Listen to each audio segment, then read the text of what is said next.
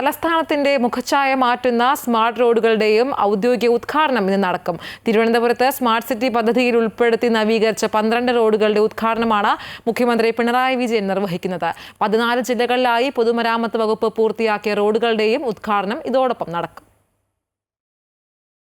തിരുവനന്തപുരത്ത് ആധുനിക നിലവാരത്തിൽ നിർമ്മിച്ച സ്മാർട്ട് സിറ്റി റോഡുകളുടെ സമർപ്പണമാണ് നടക്കുന്നത്.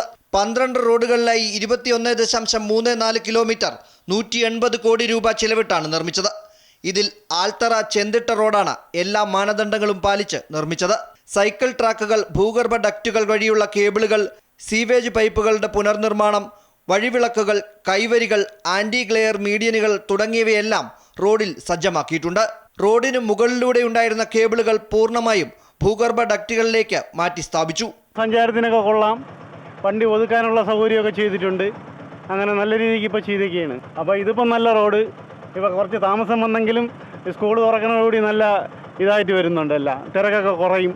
എല്ലാം നല്ല സൗകര്യമായിട്ട് പോകും ആൾക്കാർക്ക്. 40 വർഷമായിട്ട് ഉപയോഗിക്കുന്ന റോഡാണ്.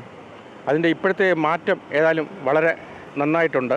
നഗരത്തിൻ്റെ ഈ വഴുതക്കാട് ഭാഗത്തിന് ഒരു നല്ലൊരു മുഖം ക്രിയേറ്റ് ചെയ്യാനായിട്ട് അത് കഴിഞ്ഞിട്ടുണ്ട്. ഈ ഒരു നല്ലൊരു മാറ്റമാണ്. ഈ മാറ്റമാണ് ഞങ്ങൾ നാട്ടുകാർ, ഭരണാധികാരികളിൽ നിന്ന് പ്രതീക്ഷിക്കുന്നത്. സ്മാർട്ട് റോഡുകൾ കൂടാതെ 27 റോഡുകളും BMBC നിലവാരത്തിൽ നവീകരിച്ചിട്ടുണ്ട്. ടാറിംഗ് പൂർത്തിയാക്കിയ റോഡുകൾ നിലവിൽ ഗതാഗതത്തിന് തുറന്നു നൽകിയിരിക്കുകയാണ്. അല്പം താമസം നേരിട്ടെങ്കിലും നൂതന രീതിയിൽ തന്നെ റോഡുകളുടെ നിർമ്മാണം പൂർത്തീകരിക്കാൻ കഴിഞ്ഞു. സംസ്ഥാനത്ത് 14 ജില്ലകളിലായി നിർമ്മിച്ച റോഡുകളുടെ സമർപ്പണവും ഇന്ന് നടക്കും.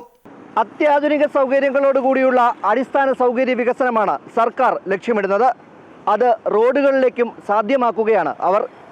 ക്യാമറമാൻ സനിൽകുമാറിനൊപ്പം രജിത് കുമാർ, അമൃത ന്യൂസ്, തിരുവനന്തപുരം.